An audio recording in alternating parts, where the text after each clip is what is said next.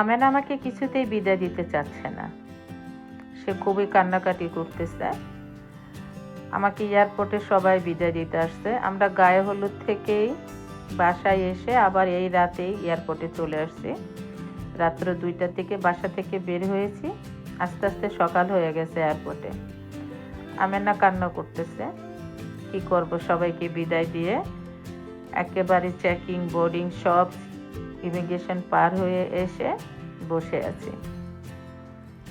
তারপরে প্লেনে বসে গেলাম, আর ওয়েদারটা একটু কুয়াশা ছিল, যেহেতু সকালবেলা। আর সবাইকে ছেড়ে 4 মাস পরে চলে যাচ্ছি, মনটা খারাপ তো থাকবেই, কিন্তু একা একা আবার দেখতেছি। বাহিরে একটু ভিডিও করে নিলাম, মানে একেবারে সকাল ভোর ভোর টাইপ।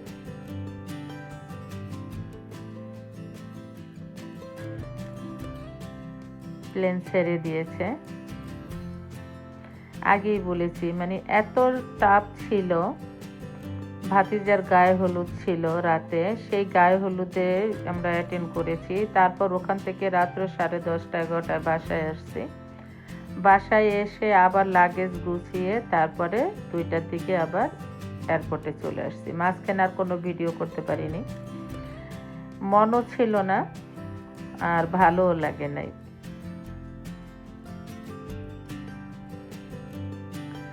আর এই তো প্লেনে উঠে একেবারে দিয়েছিলাম একটা ঘুম, যেহেতু সারা রাত্র জাগনা ছিলাম।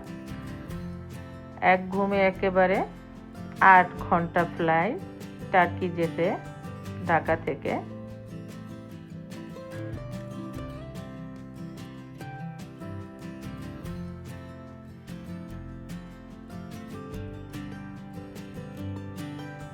এই তো দেখুন, আর উপর থেকে টার্কি সিটিটা খুবই ভালো লাগে আমার।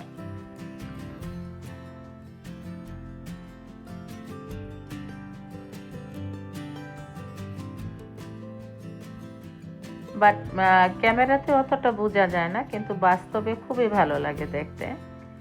যেহেতু টার্কি আমার একটা পছন্দের একটা সিটি। তারপরে আমাদের ব্রেকফাস্ট দিয়েছিল,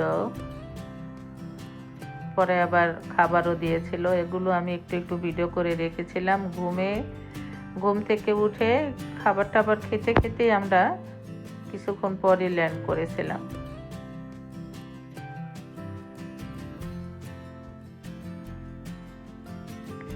কিন্তু দুঃখের বিষয় ছিল, টার্কিতে আমি ছিলাম প্রায় পাক্কা একটা রাত্রি পুরা, মানে দুপুর 12টায় গিয়ে টার্কিতে ছিলাম। পরদিন সকালে আমার ফ্লাইট 18 ঘন্টা। আর একা আমি 18 ঘন্টা কি করব? আমারে হোটেলে যেতে বলেছিল, হোটেল দিতে চেয়েছিল আমার ছেলে, আমি না করছি, কারণ আমি একা আমার হোটেলে ভালো লাগে না। আরেকবার আমি টার্কিতে হোটেলে উঠেছিলাম, তখন আমার ছেলে আমার সাথে ছিল। তো আমি বলছি যে আমি একা, আমি এয়ারপোর্টেই টাইম পাস করে নিব, ডোন্ট ওয়ারি, আর তুমি অত টেনশন করো না। তারপরে কিভাবে সময় কেটে গেছে তা একটু দেখাবো আপনাদের সাথে, পুরাটা তো আর শেয়ার করা যাবে না। এই তো আমি টার্কি পৌঁছে গেছি। আর ইস্তানবুলের ওয়েদারটাও ভালো ছিল ওই সময়। আর আমি যেহেতু সবসময় হুইল চেয়ার নেই, এজন্য আমার জন্য ইজি হয়ে যায়। আর ইস্তানবুল এয়ারপোর্ট এত বড় যে মানে হুইল চেয়ার ছাড়া এখানে চলা খুবই কষ্টকর। এই তো আমি বেশিরভাগ টাইমটাই পাস করেছিলাম এই ফুড কোর্টে। আর এই ফুড কোর্টটা দোতলা থেকে সব, দোতলা বলতে 3 তলা। এটা প্রথমে খেয়েছিলাম একটা বার্গার, কারণ এত ঘন্টা আমি কিভাবে টাইম পাস করব। এটা কার্ল জুনিয়র থেকে বার্গার নিয়েছিলাম। এত জানেনি আমেরিকান বার্গার, ডোন্ট ওয়ারি, ভালোই ছিল, খারাপ ছিল না। কিন্তু মজার বিষয় হয়েছে, এই বার্গারটার মেল দাম পড়েছিল $35। আমি তো অবাক। তারপরে খেয়েছি, কি করব। তা আমি কিভাবে টাইম পাস করেছি দেখুন। আমি একটা সাইটে সুন্দর করে বসে, এটা ক্যাফের সামনে, উপর থেকে বসে বসে এইভাবে মুভি দেখেছিলাম। তারপর আবার মিডলে কফি খেয়েছি, আর টার্কিশ ব্যাগেল খেয়েছি। পরে তারপরে আবার সকাল সকাল কি খাবো, আবার সাবওয়ে থেকে টার্কি স্যান্ডউইচ খেয়েছি। এভাবে করে অনেক 18টা ঘন্টা পাস করেছি। আবার একটু হেঁটেছি, ঘুরে ঘুরে দেখেছি, আর বসে বসে উপর থেকে উপভোগ করেছি। কিন্তু ঘুম আসি নাই। তারপরে হচ্ছে ভোর ভোর প্লেনে উঠবো, ওয়েট করতেছি।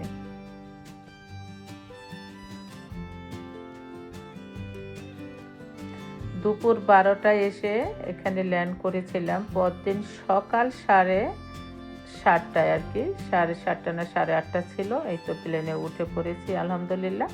কিন্তু বিশ্বাস করুন 18 ঘন্টা, মানে দেশে কল করেছি, কথা বলেছি এক একজনের সাথে, মুভি দেখেছি, মানে অতটা খারাপ লাগে নাই আলহামদুলিল্লাহ, যতটা আমি টেনশন করেছিলাম। এখন তো একেবারে, এই তো ইস্তানবুল থেকে সান ফ্রান্সিসকো প্রায় 16 ঘন্টা। এই 16 ঘন্টার ভিতরে আমি 2টা মুভি দেখেছিলাম, তারপরে ঘুম দিয়েছিলাম।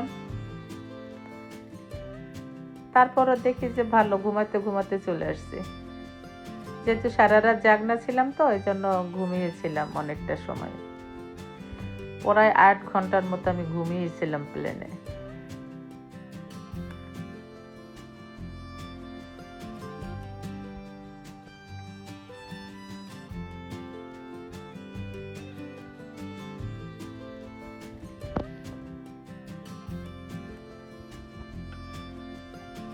আর উইন্ডো সিট ছিল দোনোবারেই, ভালোই লাগছে, খারাপ লাগে না। আর যারা আমরা ভিডিও করি তাদের জন্য উইন্ডো সিটটা খুবই জরুরি, কারণ উইন্ডো সিটে থাকলে একটু বাহিরের ভিউগুলো নেওয়া যায়। তারপরে ব্রেকফাস্ট নিয়েছিলাম, আমি নিয়েছিলাম অমলেট।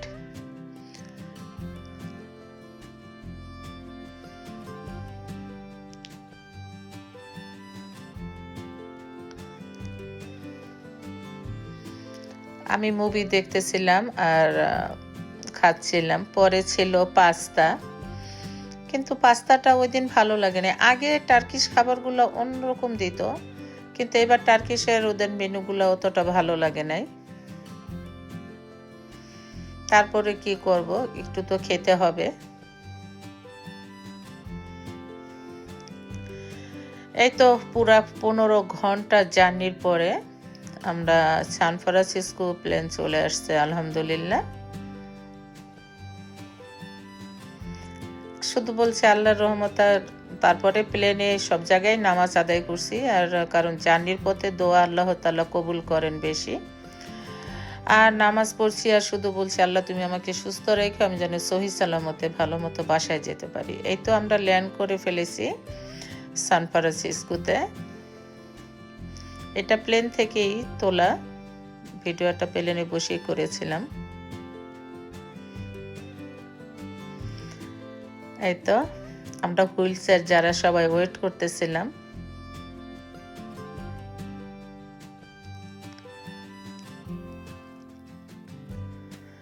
ইদানিং আমি সবসময় হুইল চেয়ারে যাই, কারণ যেহেতু আমি একা জার্নি করি, আর এটা আমার জন্য অনেকটা ইজি হয়। আমার একটু পায়ে প্রবলেম আছে, বেশি হাঁটতে গেলে ব্যথা হয় পা, তাই হুইল চেয়ার নেওয়া।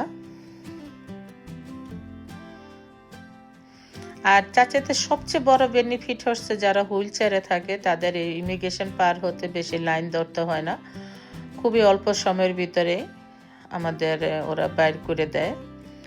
এরপরে লাগেজও পেয়ে গিয়েছিলাম খুব তাড়াতাড়ি আলহামদুলিল্লাহ, কারণ আমি আবার অলরেডি আমার ছেলেকে কল করেছি, আমার ছেলে আসতেছিল আমাকে পিক আপ করতে।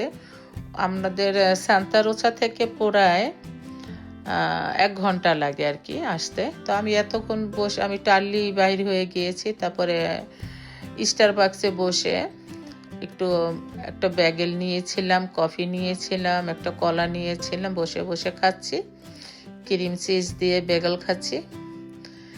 তারপর আমার বাপজান চলে আসছে, আমার বাপজানের সাথে বাসায় চলে যাচ্ছি। আলহামদুলিল্লাহ অনেক ভালো লাগতেছিল। আর একেবারে দীর্ঘ 3.5 মাস পরে আমার বাপজানকে দেখলাম, এই জন্য আরো বেশি ভালো লেগেছিল আলহামদুলিল্লাহ। এই তো গোল্ডেন গেট দিয়ে চলে যাচ্ছি।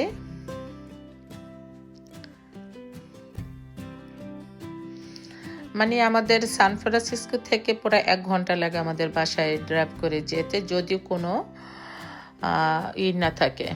এই তো দেখুন, আগে আমার অনেকে জানতে চেয়েছেন আমরা কিভাবে আমি মাছ আনি। আর এভাবে দেখুন, এটা বেশি ভালো হয় ব্যাগে করে। আর আমি অনেক শুটকিও নিয়ে আসি, কারণ আমার ছেলে অনেক শুটকি পছন্দ করে। দেখুন এখানে আমি একটা লাগেজ শুধু মাছ আনছি। এই তো এভাবে আমরা মাছগুলো সবসময় কেটে জিপলকে করে ডিপ করে রাখি। একটু চ্যাপটা করে রাখলে বেশি ভালো হয়, তাহলে মাছগুলো আর কি ভালো মতো রাখা যায়। আর এই ফোমগুলো বাংলাদেশে কিনতেই পাওয়া যায়, 20 কেজির একটা বললেই হয়, আমরা 20 কেজিরটাই সবসময় নেই। আর তার চাইতে মজার বিষয় দেখুন কতগুলো, মানে যে খুলতেছে নার্গিস ওলো মরিচের পাগল, ওর জন্য 1 কেজি বোম্বাই মরিচ আনা হয়েছে। এই তো ফ্রেশ বোম্বাই মরিচ। এখানে অনেক কিছু আছে, মাছ আছে, তারপরে তাল, তারপরে কচু লতি। আর দেখুন কতগুলো, মানে দেশে থেকে সেমাইও দিয়ে দিয়েছে, কারণ নার্গিসের জন্য। মুড়ি, মরিচ, শুকনো মরিচ কতগুলো দেখেন। তারপরে জর্দা, এই তো দেখুন পানখরের জর্দা, অনেক কিছুই ছিল আলহামদুলিল্লাহ।